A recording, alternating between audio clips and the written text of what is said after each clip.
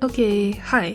So I haven't arted in 1 whole year, which is pretty terrible because now I'm like crusty, rusty, musty, like everything in between. I managed to take footage of myself trying to set it up. So I was trying to put the tablet onto the stand with 2 books because I wanted it to be higher, and it kept falling.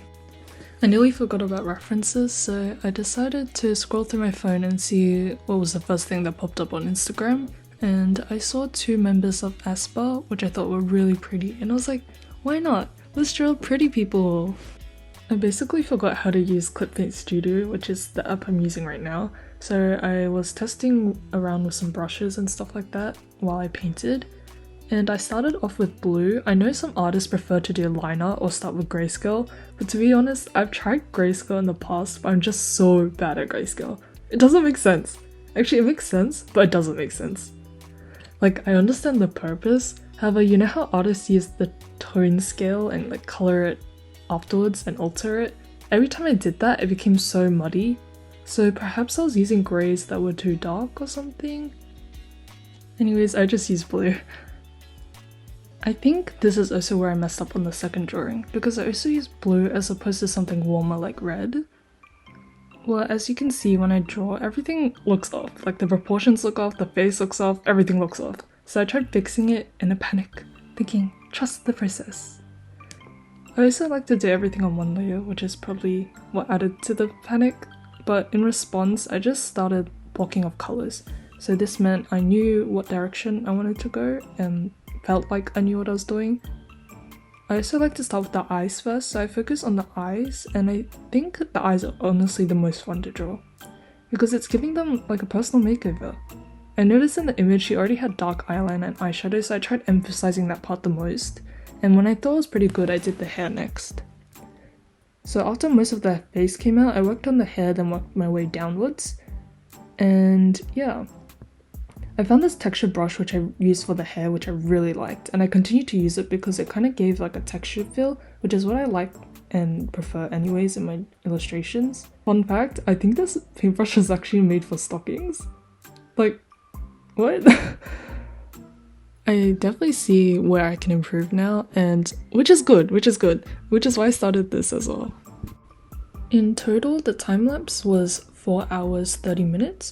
So I spent more time on the second drawing, so I'm assuming it's around 2 hours for each drawing, which isn't too bad in my opinion.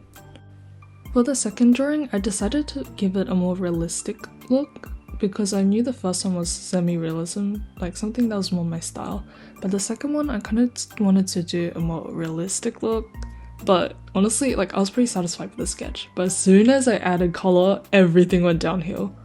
Like, I don't know what I was doing. The proportions were definitely off, and I could feel that, but I thought that using color could like cover it up, and I was pretty confident because the first one looked decent, right? The first image looks decent, so the second one I was like really panicked inside.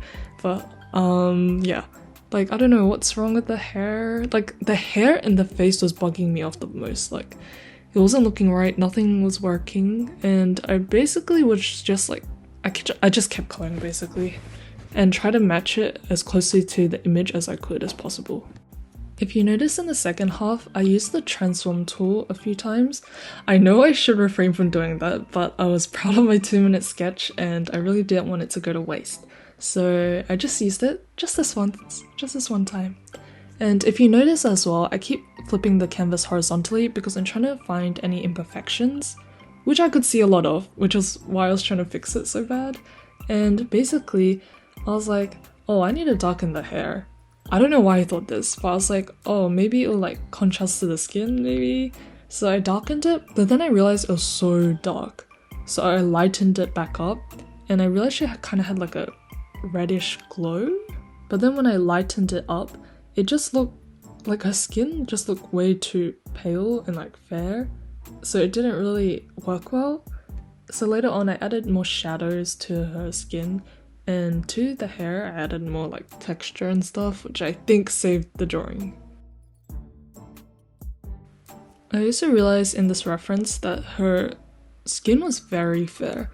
Like I think maybe they edited the photo to make it look more high contrast because the hair was really dark and then the skin was very, very pale, which is, I guess, why I was making the hair so dark, because I was trying to replicate the photo and it didn't really work out that well. So I added more shadow to her skin to try and visualize what she looked like in real life. And yeah, that's pretty much it. I'm also curious if anyone likes these type of videos.